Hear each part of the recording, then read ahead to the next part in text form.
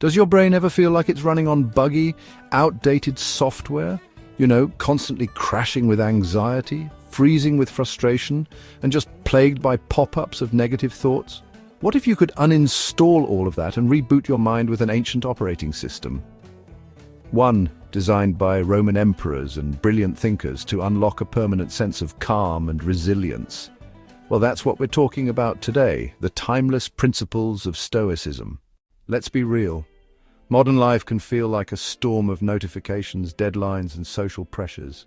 We're constantly pulled in 1,000 different directions, reacting to events, getting angry at things we can't change, and worrying about a future that hasn't even happened. It's exhausting. We end up feeling overwhelmed, powerless, and just perpetually anxious. But what if all of that is a choice? What if the stress we feel isn't caused by the events themselves, but by our reaction to them? Over 2,000 years ago, a group of philosophers in ancient Greece and Rome were dealing with the same fundamental human struggles. We're talking about thinkers like Zeno of Citium, who lost everything in a shipwreck. A disaster that led him to study philosophy and eventually found his own school. There was Seneca, a brilliant playwright and advisor to an emperor. Epictetus, a man born a slave who became one of the most influential teachers of his time. And Marcus Aurelius, the Roman emperor who, despite ruling a massive empire, still took time every day to write to himself and practice these principles. These weren't academics in some ivory tower. They were men in the arena of life. They developed a practical guide for living a good, happy, and resilient life, no matter what the world threw at them. They called it Stoicism, and Stoicism is not about suppressing your emotions or just being a stone-faced bystander. It's an active, engaged philosophy designed to build an unshakable inner fortress. It's a toolkit for your mind, built on the idea that true happiness comes from within. By the end of this video, you'll have the first 3 foundational principles and the practical exercises you need to start installing this powerful operating system and fundamentally change your reality from the inside out. The first, and arguably most important principle is called the dichotomy of control. This is the bedrock of Stoicism. It's a simple idea that will profoundly alter your life. Some things are up to us and some things are not. The great Stoic teacher Epictetus laid it out perfectly.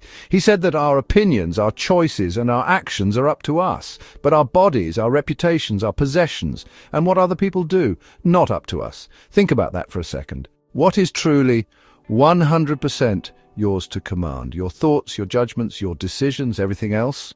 The weather, the economy, traffic, what people think of you, that's all outside of your direct control.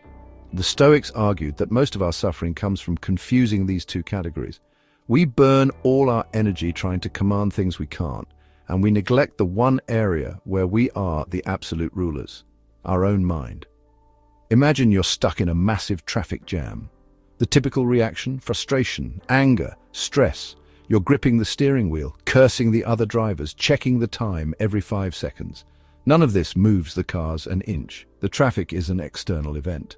The Stoic, however, recognizes this. Instead of wasting energy on pointless anger, they turn their focus inward to what they can control, their response. They can choose to listen to a podcast, plan their day, or simply accept the moment.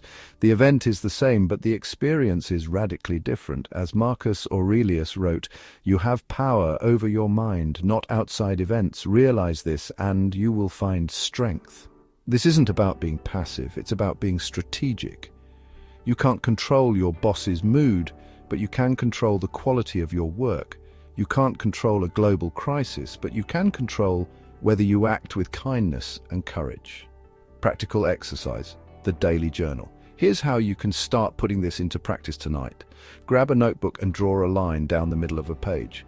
On the left, write down everything that worried or frustrated you today. On the right, next to each item, label it either "in my control" or "not in my control." Maybe you were anxious about a presentation. Well, the audience's reaction isn't in your control, but the effort you put into preparing, that is, someone was rude to you. Their behavior is not in your control. Your response, whether you let it ruin your day or just let it go, is entirely in your control. This simple act is incredibly clarifying. It trains your brain to stop fighting battles you can't win and to focus your strength where it actually matters.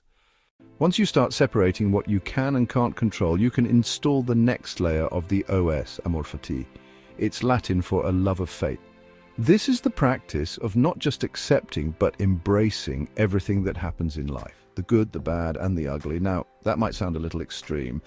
Love that you lost your job, love a painful breakup. The Stoics would say yes. Not because you enjoy pain, but because resisting reality is a surefire recipe for misery. Fighting what has already happened is like shouting at the rain to stop. It's pointless. Amor fati is the shift from resistance to appreciation. The Stoics believed the universe operated with a kind of underlying order, which they called the logos. To wish for things to be different was to argue with reality itself, a stressful and impossible demand. Marcus Aurelius put it this way: accept the things to which fate binds you, and love the people with whom fate brings you together, but do so with all your heart. This isn't about pretending bad things are good, it's about seeing everything as an opportunity. The obstacle in your path becomes the path. A failed project teaches you a lesson you couldn't have learned otherwise. A difficult person teaches you patience. A period of struggle forges a strength you never knew you had. There's a classic parable about this. A farmer's horse runs away. "What terrible luck!" his neighbors say. The farmer just replies, "Maybe." The next day the horse returns with a whole herd of wild horses. "What wonderful luck!" the neighbors exclaim. The farmer says, "Maybe." Then his son breaks his leg trying to tame one of the horses. "Awful luck," say the neighbors. "Maybe," replies the farmer. A week later, the army comes to conscript all able-bodied young men for a war, but they skip his son because of the broken leg. We rarely know if an event is good or bad. Amor fati tells us to stop judging and start embracing. Practical exercise: reframe the obstacle. You don't need a catastrophe to practice amor fati. Start with the small stuff. The next time something doesn't go your way, you spill coffee on your shirt, miss a deadline, a plan gets cancelled, just pause. Instead of reacting with frustration, ask yourself one simple question. How can I use this? The spilled coffee is a chance to practice patience. The missed deadline is an opportunity to improve your time management. The cancelled plan frees you up for something else. By actively looking for the opportunity in the setback, you're no longer a victim of fate. You're an artist who turns everything into fuel.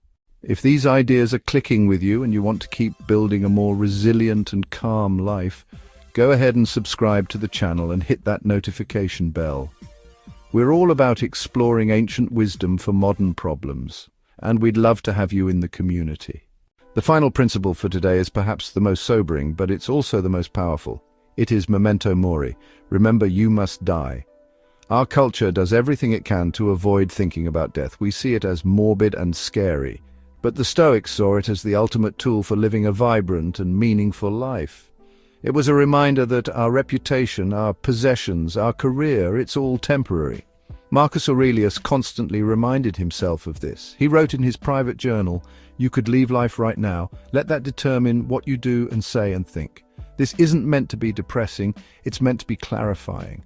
If today were your last day, would you really spend it arguing online? Would you hold on to that petty grudge? Would you put off telling someone you love them? Of course not.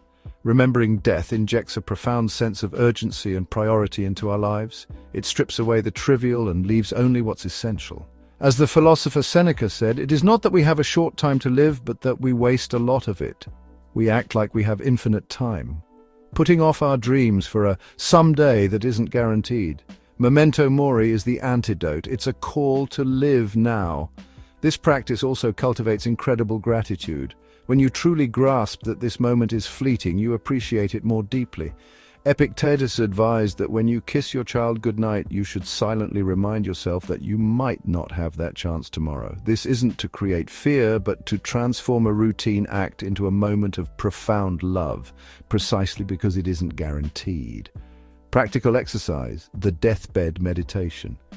This is a powerful visualization you can do anytime you feel lost or stuck. Find a quiet place, close your eyes, imagine yourself much, much older, looking back on the life you lived. From that perspective, what would you regret? What would you wish you had done more of? What would you wish you had worried about less?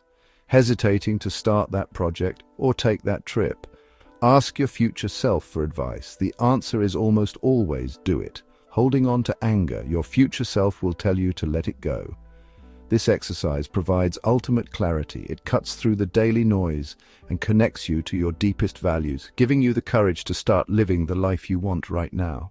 So we started with this idea of installing a new operating system on your brain. Today you got the first three foundational lines of code. First, the dichotomy of control, which teaches you to focus your energy only on what's truly yours, your mind and your actions. Second, amor fati, the love of fate, which transforms every obstacle into an opportunity.